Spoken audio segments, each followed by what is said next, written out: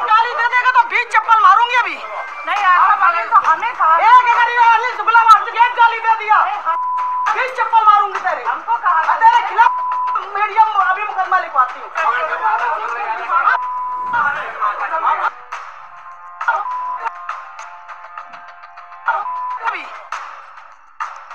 ये जो आप गाली पाठ सुन रहे हैं, ये सब हो रहा है योगी सरकार में मंत्री प्रतिभा शुक्ला वारसी के सामने।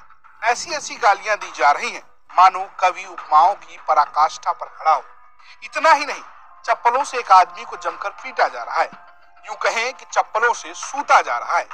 पिटने वाले व्यक्ति का नाम मैं हूं ब्राह्मण महासभा के अध्यक्ष दुर्गेश पांडे के तौर पर लिया जाता है और ये गाली गलौज और पिटाई का आरोप सीधे मंत्री प्रतिभा शुक्ला और उनके पति अनिल शुक्ला वारसी और उनके समर्थकों पर लगा है। लेकिन अब पिटने वाला शख्स और बुरी तरीके से फंस गया है। मंत्री जी के एक समर्थक कृष्णा गौतम ने स्वयंभू ब्राह्मण समाज के इस नेता के ऊपर SC/ST एक्ट के तहत मुकदमा लिखवा दिया है। आरोप ये है कि दुर्गेश मणि त्रिपाठी ने एक दलित महिला के साथ बदतमीजी की और गाली गलौज भी किया।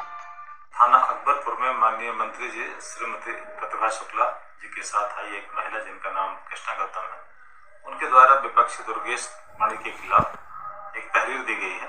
तहरीर के आधार पर संबंधित धाराओं में मुकदमा पंजीकृत कर लिया गया है और उक्त मुकदमे में गंभीरता से जांच करते हुए निष्पक्ष कार्रवाई की जाए।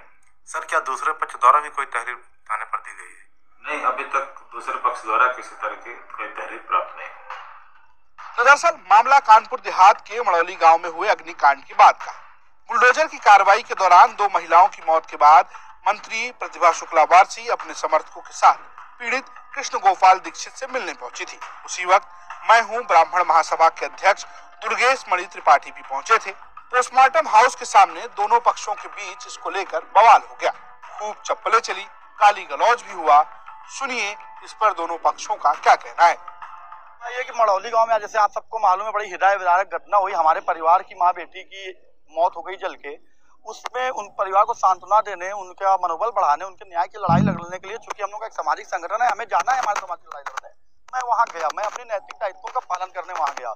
मेरे वहाँ जाने पर मैंने देखा कि मंत्री जी और ये लोग जो हैं पीड़ित परिवार को दबाकर और समझौते का प्रयास करा रहे थे और उनको दबाने का प्रयास। तो मैंने वहाँ जाके इन लोगों का विरोध किया। इन लोगों को ये बात अखर गई। इनको ये लगा कि कैसे मैं इनका विरोध कर सकता हूँ। इनका विरोध मतलब जो दम्भ होता है वो इनका दिखा कि विरोध कर, तो ये लोग चले गए। उसके बाद जब शासन प्रशासन ने मुझे बताया कि भाई आप समझाइए, मैंने समझाने का भी प्रयास किया, परिवार को शासन से मिलवाया। मैंने कहा परिवार ही बात करेगा।